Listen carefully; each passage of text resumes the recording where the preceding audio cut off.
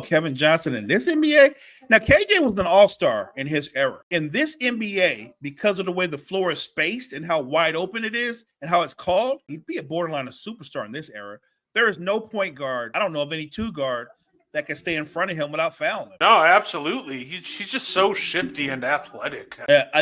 Granted, you'd wonder how well he would be in terms of shooting a three because he didn't really shoot three a lot, primarily because of his error. I think he only shot a three at like 32% or something, but his mid-range was water. Like he had a strong mid-range, and I think Kevin Johnson would live at the free throw line in this NBA. Oh, I have no doubt everybody would get postered by KJ. If you can poster Hakeem, I'm convinced you can poster anybody. Oh, I think he's going big game hunting in this era. I think he's coming for Joker and Embiid.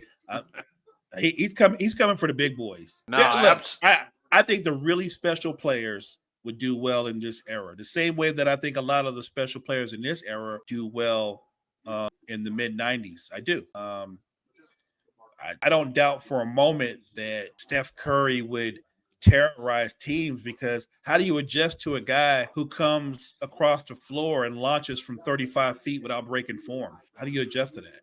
Oh, if it was like the 80s, I think they would burn Curry at the stake for being a witch. No doubt. Right. Like, think about that. It is a shot that at that time, and you would agree with this, at that time, coaches would be like, no.